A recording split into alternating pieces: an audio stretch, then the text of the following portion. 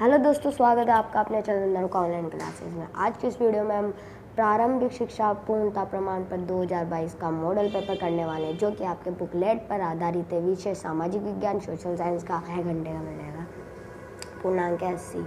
ठीक है, तो अब आपको खंड में करना है, बुकलेट वाइज है, तो इसी के अनुसार आपके जो है पेपर आएगा। इस चीज़ का ध्यान रखना है आपको। तो चलिए, फर्स्ट क्वेश्चन है, 1817 में स्कॉटलैंड के अर्थशास्त्री और राजनीतिक दार्शनिक जेम्स मिल ने 3 विशाल खंडों में कौन सी किताब लिखी? तो कौन सी किताब लिखी? History of British India. Option number से इसका सही आंसर होगा। अगला क्वेश्चन है, 19वीं और 20वीं शताब्दियों के दौरान 1940 में महाराष्ट्र में कौन सा जनजातीय विद्रोह हुआ? तो ऑप्शन नंबर से वल्ली विद्रोह हुआ।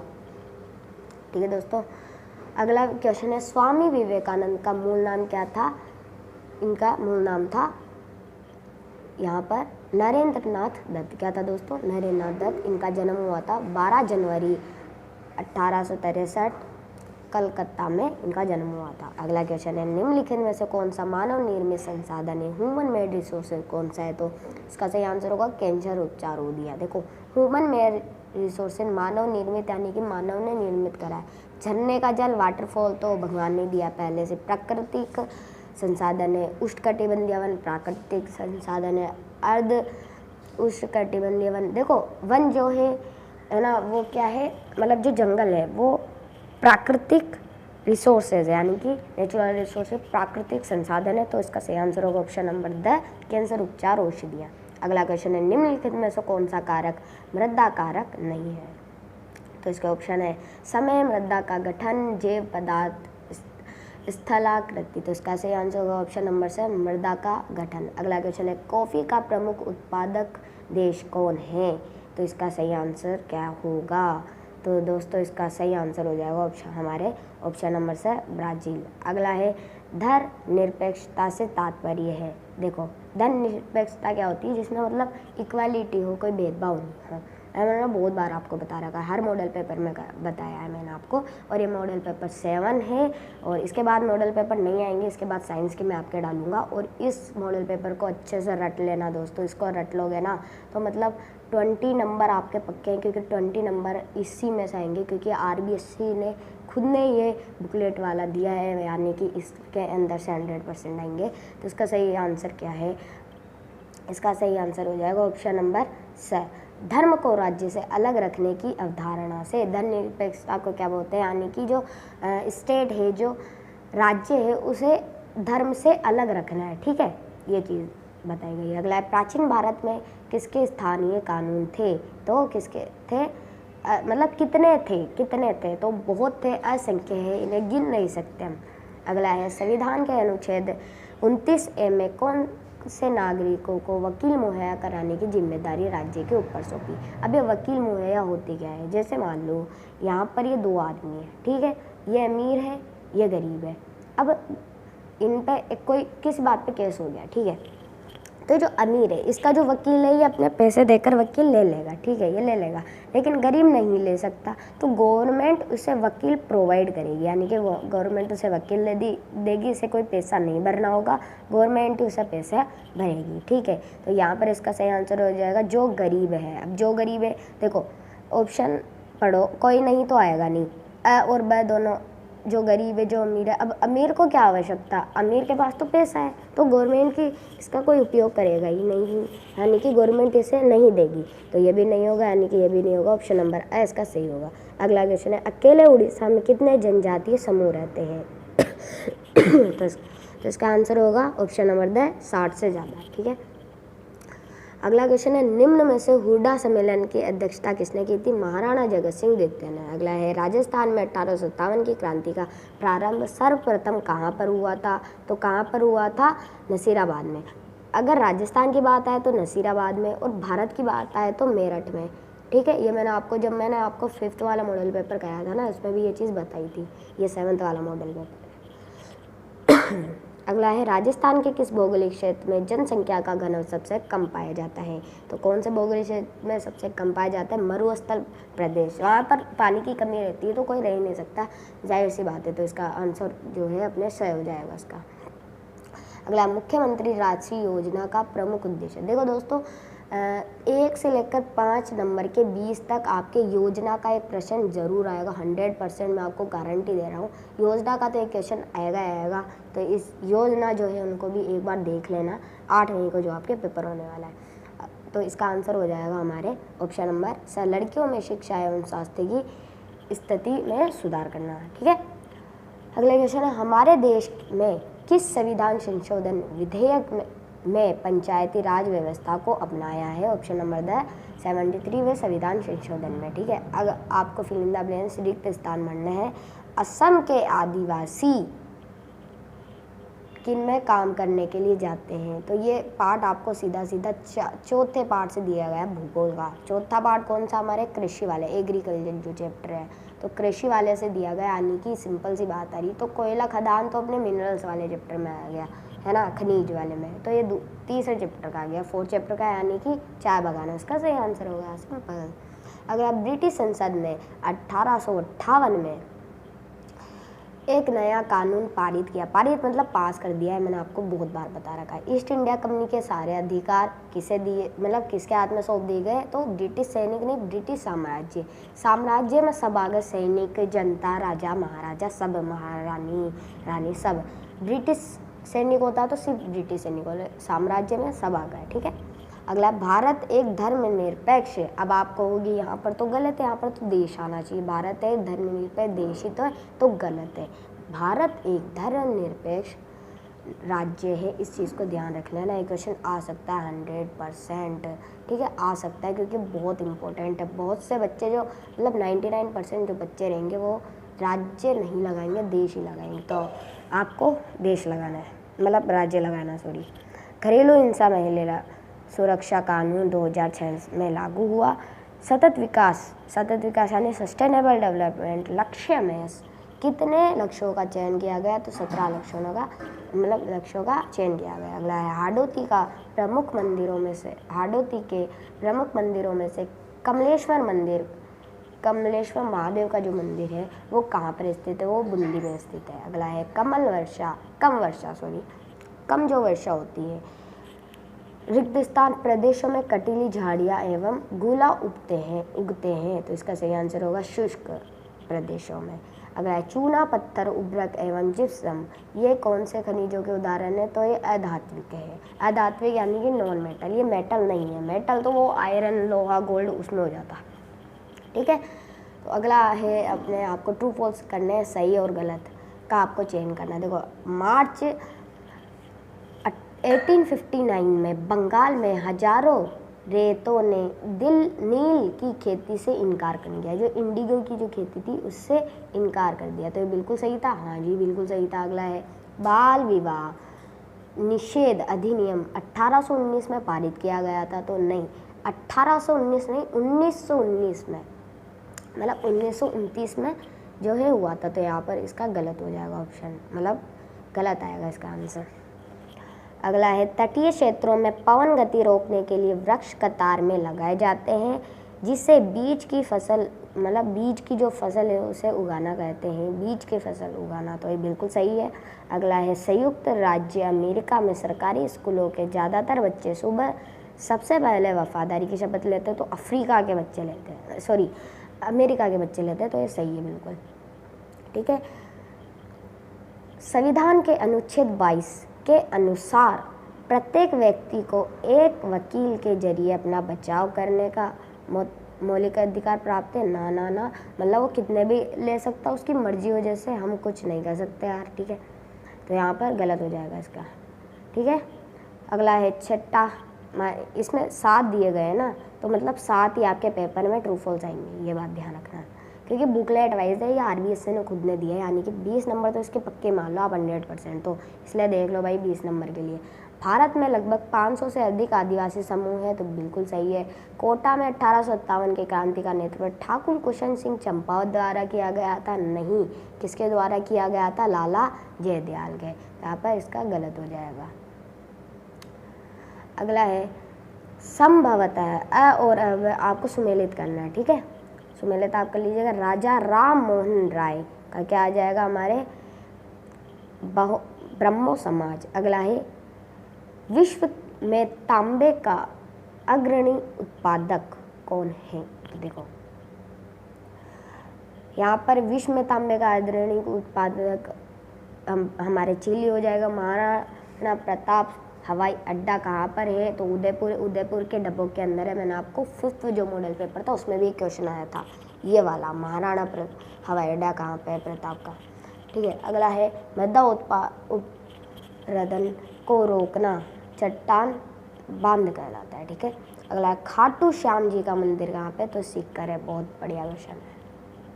ठीक है, ये चीज़ आपको समझ में आ गई। आगे चलते हैं, आगे अपन वेरी शॉर्ट क्वेश्चन है, यानी कि लघुरात्मक क्वेश्चन है। अगला भारत का मानचित्र बनाने के लिए रॉबर्ट क्लाइव ने किसको पहली बार नियुक्त किया था, तो जेम्स रेनेल को। ठीक है, अगला है 1819 से 1826 तक मद्रास का गवर्नर कौन था, तो सर थॉमस मुनरो था। अगला है प्राकृतिक संसाधन कहाँ से प्राप्त होते हैं। प्राकृतिक संसाधन हमें प्रकृति से प्राप्त होते हैं। तो ऐसे संसाधन जो उपयोग करने के लिए प्रत्यक्ष रूप से प्रकृति से प्राप्त होते हैं, जैसा मैंने बताया आपको, वो प्राकृतिक संसाधन कहलाते हैं। अगला है जल संग्रहण के तो कोई आपको 2 उपाय लिखने हैं। तो बर्तन धोने के लिए नल के स्थान पर टब का प्रयोग करें, टब का। शावर की जगह बाल्टी से स्नान करना, क्योंकि शावर में ज़्यादा पानी चला जाता है हमारे में। अगला है कानून बनाने में सबसे महत्वपूर्ण भूमिका किसकी होती है। 5वां जो मॉडल पेपर कराया था ना उसमें आया था। अब 5वें के मॉडल पेपर के इसके अंदर आए थे, यानी कि देखो RBSC ने सिर्फ ये एक ही मॉडल पेपर जारी किया है, इसके अंदर से 20 आएंगे। लेकिन जो मॉडल पेपर मैं और आपको करा रहा था ना, लास्ट में इसलिए करा रहा हूँ क्योंकि बहुत इंपॉर्टेंट है, एग्जाम के एक दिन पहले देख लो गाइस। ठीक है, तो संसद की पार्लियामेंट। अगला है लघुता में प्रश्न आ गए जो कि आपके 24 नंबर के आएंगे, 3-3 नंबर के 8 क्वेश्चन है। तो प्रश्न क्या है, प्रश्न देखते हैं। बंगाल के नवाबों और ईस्ट इंडिया कंपनी के बीच किन बातों पर विवाद थे। कोई आपको 3 कारण लिखने हैं। ठीक है, 3 कारण कोई से भी आप लिख सकते हो, जैसे बंगाल के नवाबों ने ईस्ट इंडिया कंपनी को छूट दिए जाने से इनकार कर दिया। ठीक है, बंगाल के नवाबों ने अपनी कंपनी को व्यापारिक अधिकार देने के लिए बहुत बड़ी धनराशि की मांग की। नवाबों ने कंपनी पर स्थानीय कर नहीं चुकाने, मतलब स्थानीय जो कर होता है, जो आप लोन जो होता है वो आप समझ लीजिए, नहीं चुकाने तथा अपमानजनक पत्र लिखने का भी आरोप लगाया। अपमानजनक मतलब अपमान किया गया था उसमें पत्र के अंदर। 1857 की बगावत के फलस्वरूप अंग्रेज़ों ने अपनी नीतियों किस तरह बदली थी, ये आपको बताना है। तो ब्रिटिश जो लोग थे उन्होंने रिबेलियन जो हुआ था 1857 का, उसमें क्या क्या पॉलिसी में चेंज किया था आपको बताना है। तो ब्रिटिश संसद ने 1857 में एक कानून पास करके भारत में ईस्ट इंडिया कंपनी के स्थान पर ब्रिटिश सरकार का शासन स्थापित कर दिया था। ठीक है, ये चीज़ ब्रिटिश संसद ने किया था। ये चीज़ है, ईस्ट इंडिया की जगह ब्रिटिश सरकार। भारतीय शासकों को ब्रिटिश साम्राज्य के अधीन अपनी रियासतों का शासन चलाने की छूट दी गई। भूस्वामियों और जमींदारों के अधिकारों की सुरक्षा हेतु भी नियम बनाए लगे। अगला है संसाधन क्या है, व्हाट इज रिसोर्स। बहुत सिंपल है, प्रत्येक वस्तु जिसका उपयोग मानवीय आवश्यकता के लिए की पूर्ति हेतु किया जाता है उसे हम संसाधन कहते हैं। जैसे किताब, कॉपी, बिस्तर, बर्तन, तो ये उनके काम में नहीं आते, हमारे काम में आता है, तो वो रिसोर्स होते हैं। सिंपल था। जैसे फ़ोन है तो फ़ोन के थोड़ी काम में आएगा, फ़ोन तो अपने काम में आएगा, तो ये एक रिसोर्स है ह्यूमन का। अभी ह्यूमन मेड रिसोर्सेज है। ठीक है, अगला बायोगैस संयंत्र का चित्रण आपको बनाना है, उसे नामांकन भी करना है। तो देखो ये रहा बायोगैस का चित्रण है ना, बायोगैस संयंत्र। तो ये जो बायोगैस है यहाँ पर मृदा है, खाद, उर्वरक, निकास और यहाँ पर कदम। ठीक है, ये तो आप बना सकते हैं, इसका स्क्रीनशॉट भी ले सकते हैं आप, कोई भी दिक्कत वाली बात है नहीं। और अगर आपको इसकी PDF चाहिए तो कमेंट में बता दीजिएगा आप मुझे लिख के, तो मैं आपको इसकी PDF जो है प्रोवाइड करा दूँगा। सार्वभौमिक वयस्क मताधिकार से आप क्या समझते हैं, आपको बताना है। ठीक है, तो देश के सभी वयस्क नागरिक 18 वर्ष या उससे ज़्यादा के मत वोट देने का अधिकार है। ठीक है, आपको पता है कि 18 से ज़्यादा हो तो वही वोट दे सकते हैं।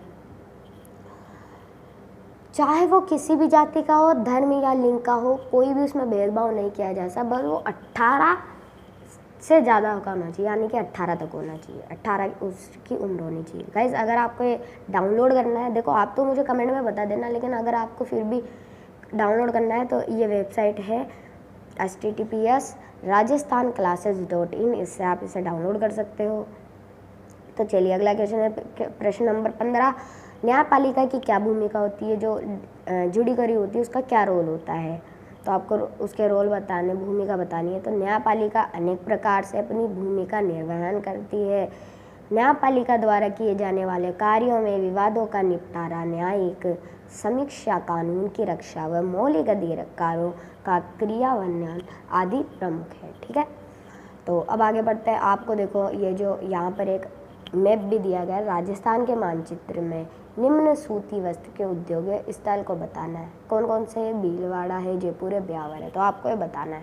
तो चलिए इसको थोड़ा जूम कर लेते हैं, मैं आपको बता देता हूँ। अब देखो दोस्तों, यहाँ पर जयपुर की बात की गई है कि जयपुर कहाँ पर है, जयपुर की बात की गई है। देखो जयपुर यहाँ पर नहीं है, जयपुर इस जगह है जयपुर, जो भारत की राजस्थान की राजधानी है। और ब्यावर जो अजमेर, ये अजमेर है, बट अजमेर के अंदर यहाँ पे ब्यावर लिखा हुआ गया है, तो अपन ब्यावर इसे रूप करेंगे। और ये भीलवाड़ा जो है अपने ये इधर का है, ये जो इधर का है, देखो मैं आपको ढंग से समझाऊँ, यहाँ पर गलत दिया गया है। ये जयपुर, ये भीलवाड़ा और ये ब्यावर, ये अजमेर के अंदर ब्यावर है, ठीक है वो है। तो यहाँ पर जगह नहीं आ रही थी, तो मैंने इस प्रकार से लिख दिया था। तो आगे बढ़ते हैं। अब 3 नंबर के वही प्रश्न आ रहे हैं अपने। तो यहाँ पर साइबर सुरक्षा के कुछ उपाय निकालने, जो कि सिक्योरिटी जो रहती है आपकी, अगर वो नहीं हो तो क्या हो सकता है। सबसे पहला तो आपको साइबर फ्रॉड या उससे बचने के लिए मजबूत पासवर्ड हो, यानी कि जो पासवर्ड आप लिख रहे हो ना वो थोड़ा अटपटा हो, उसे कोई सोच नहीं सके यार, मतलब कोई अनुमान लगाना संभव नहीं हो। जैसे आप लिख देते हो 1 2 3 4 5 6 7 8 9 10 है ना, 8 तक लिख देते हो, या फिर 8 8 8 8 8 1 1 1, तो इस प्रकार के नहीं लिखना, आपको थोड़े उल्टे सीधे लिखना। अपना नाम भी नहीं लिखना, नाम भी किसी को पता हो तो वो कर सकता है, थोड़ा उल्टा सीधा कुछ लिख दो, नंबर वगैरह डाल दो बीच में, तो उससे आपका साइबर फ्रॉड नहीं होगा। ठीक है, अगर सिस्टम को मेलवेयर से मुक्त रखने के लिए एंटीवायरस प्रोग्राम सॉफ्टवेयर का उपयोग आपको करना होगा। सतर्क आपको रहना होगा, मतलब कोई भी मैसेज आया ना आपके सिक्योरिटी का, तो फटाफट से चेक करो कि भाई क्या हो रहा है। अपनी पहचान तथा महत्वपूर्ण जानकारी किसी को भी नहीं देना, अपने दोस्तों तक को नहीं देना, क्योंकि दोस्त बहुत ही, समझ रहे हो आप, दोस्त बहुत ही ऐसे होता है। खंड साहब आप देखते हैं, खंड साहब गांधी जी के नमक कानून तोड़ने के लिए क्या फैसला लिया है, आपको देखना। तो देखो गांधी जी ने नमक कानून तोड़ने का फैसला इसलिए किया क्योंकि उस समय नमक के उत्पादन व बिक्री पर सरकार का मतलब एकाधिकार था। एकाधिकार मतलब एक ही अधिकार था, सिर्फ ब्रिटिश जो कानून वो दे रही थी, वो महंगाई ज़्यादा थी, मतलब ज़्यादा पैसों में दे रही थी। जबकि महात्मा गांधी मानते थे कि नमक पर टैक्स वसूलना, टैक्स दे रहे थे, मतलब अगर वो कोई मतलब नमक खरीदता है तो उसे भी एक तो खरीदा उसके पैसे और फिर टैक्स और भरना पड़े, तो ये चीज़ गलत थी। तो गांधी जी यह नहीं चाहते थे, इसलिए उन्होंने नमक मतलब जो कानून जो करा उन्होंने वो करा। नमक पर टैक्स वसूलना पाप है, क्योंकि नमक भोजन का एक बुनियादी हिस्सा है, यानी कि भोजन का एक बुनियादी हिस्सा, बहुत प्राचीन चीज़ है वो। सरकार के एकाधिकार को कम करने व स्वतंत्रता के व्यापारिक चाह को ध्यान में रखते हुए गांधी जी ने नमक कानून में तोड़ने का फैसला किया था। ठीक है, आगे देखते हैं। आगे क्या, विश्व में जाने वाली कृषि को किन किन आधार पर निर्वाह कृषि और वाणिज्य कृषि में वर्गीकृत किया है। ठीक है, ये आपके जो मॉडल पेपर जो 6 वाला डाला था ना, उसके अंदर आया था ये क्वेश्चन। ठीक है, और अगला है, भारत में किसी कृषि फार्म की गतिविधियों का वर्णन आपको करना है। तो अथवा में 4 नंबर का क्वेश्चन है, तो आप इन दोनों में से कोई सा भी एक कर सकते हो जो आपको बढ़िया तरीके से आ रहा है। ठीक है, तो जैसे यहाँ पे लिखा हुआ है भौगोलिक दशा उत्पादन की मांग श्रम, तो ये जो पहला वाला है ना, यहाँ पर इसकी बात की गई है। भौगोलिक दशा उत्पादन की मांग श्रम तथा प्रौद्योगिकी के स्तर के आधार पर कृषि को 2 भागों में विभाजित किया जा सकता है। ठीक है, अब ये आप चीज़ लिखी देना, इससे मतलब थोड़े बहुत आधा नंबर आपको इस चीज़ का मिल जाएगा। देखो इसने क्या किया, बस वही चीज़ लिख दी भाई, 2 बाटों में मतलब 2 भागों में बांटा जा सकता है, बस इसके आपको आधा नंबर मिल जाएंगे। मैं आपको बता रहा हूँ देखो किस प्रकार से मिलेंगे। ये इसका आधा नंबर मिल गया। अगला है निर्वाह कृषि, वाणिज्य कृषि, ये इसका आधा नंबर मिल गया। ये हो गया 1 नंबर अपने, 1 नंबर इसका मिल गया। अगला है निर्वाह कृषि के बारे में बता दिया आपको, मतलब आपने उसके बारे में बता दिया, ये 1 आधा मिल गया, ठीक है। फिर आपने बता दिया इसका, ये 1 आधा मिल गया, बस सिंपल सा 1 आधा 1 आधा। ये 3 नंबर तो इन दोनों के मिल गए। और जो आपने ऊपर जो चीज़ लिखी ना, वो क्या इंस्ट्रक्शन होते हैं। जैसे आपके जो पेपर आता है ये ना, उसके शुरू में जो इंस्ट्रक्शन दिए हुए रहते हैं पढ़ने का, वैसा आपको अगर दोगे ना तो जो टीचर रहेगा वो आपको समझेगा कि हाँ आपको ये सवाल जो है आते हैं। और एक और चीज़, पेपर में जो काटा पीछे आप करते हो वो मत करना। काटा पीछे करते हो तो टीचर को ऐसा लगता है कि इससे नहीं आता, तो वो नंबर काट सकता है, ठीक है।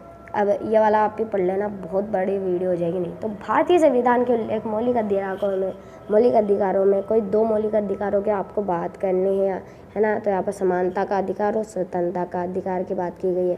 अगला है निरंकुशता क्या है, तो ऑटोक्रेसी क्या है, संविधान में इसका क्या हल होना चाहिए। तो पहला वाला भारतीय संविधान में उल्लेख के 2 मौलिक अधिकारों के, ये देखो ना, अब इसकी चाल देखो भी जाएगी, ये आधा नंबर इसका मिल गया। अगला समानता का अधिकार, इसका आशय है कि कानून की दृष्टि में सभी लोग समान हैं। इसके अंतर्गत यह भी कहा गया है कि धर्म, जाति, लिंग, जन्म स्थान, रंग आदि के आधार पर किसी भी नागरिक के साथ भेदभाव नहीं किया जा सकता है। यह चीज़ यहाँ पर दी गई है, ठीक है।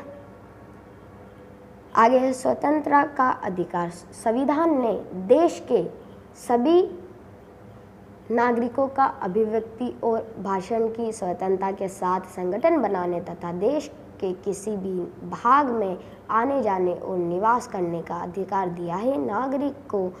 नागरिक कोई भी व्यवसाय या कारोबार करने के लिए भी स्वतंत्र है, उसे मना नहीं कर सकते कि आप ये नहीं करो, उसकी जो मर्जी हो वो कर सकता है। राजस्थान का एकीकरण कितने चरणों में संपन्न हुआ है। मत्स्य संघ में कौन कौन सी रियासतें शामिल थी। अगला है चतुर्थ चरण में वह राजस्थान में सम्मिलित रियासतों के आपको नाम लिखना है। तो यहाँ पर जो पहला वाला है चरण जो आपको कहा गया है, यहाँ पर ये वाला किया गया है। तो देखो राजस्थान का एकीकरण 7 चरणों में पूर्ण हुआ है। लो भाई साहब ये मिल गया, आधा नंबर आपको और क्या चाहिए, बस इस तरह से लिखो, आधे नंबर इनके तो मिल जाएंगे। अब आधे नंबर इनके मिल जाएंगे और ये जो आप लिखोगे इनका आपको और मिल जाएंगे, 1/4 बस। अब प्रथम चरण मत्स्य संघ जो कि 18 मार्च 1948। द्वितीय चरण पूर्व राजस्थान संघ 25 मार्च 1948। अगला तृतीय चरण संयुक्त राजस्थान 18 अप्रैल 1948। अगला चतुर्थ चरण वृद्ध राजस्थान 30 मार्च 1949। अब देखो एक चीज़, ये जो राजस्थान है इसका सेलिब्रेशन, मतलब आप ये जो राजस्थान की स्थापना हुई थी उसकी आपको तारीख बतानी है, 30 मार्च है, ठीक है, ये भी चीज़ ध्यान रखना। अगला है पंचम चरण संयुक्त वृद्ध या पंचम 5वां चरण 15 मई 1949। षष्ठम चरण राजस्थान 26 जनवरी 1950। सप्तम चरण वर्तमान राजस्थान जो अभी है 1 नवंबर 1956 से। अगला मत्स्य संघ में शामिल रियासतों अलवर, धौलपुर, भरतपुर व करौली रियासतों में शामिल है। तो ये था आपके जो मॉडल पेपर है। और अगर आपको मॉडल पेपर डाउनलोड करना है तो यहाँ से जो वेबसाइट है राजस्थान classes.in से कर सकते हो, नहीं तो आप मुझे कमेंट में बोल सकते हो, मैं आपके कर दूंगा, ठीक है।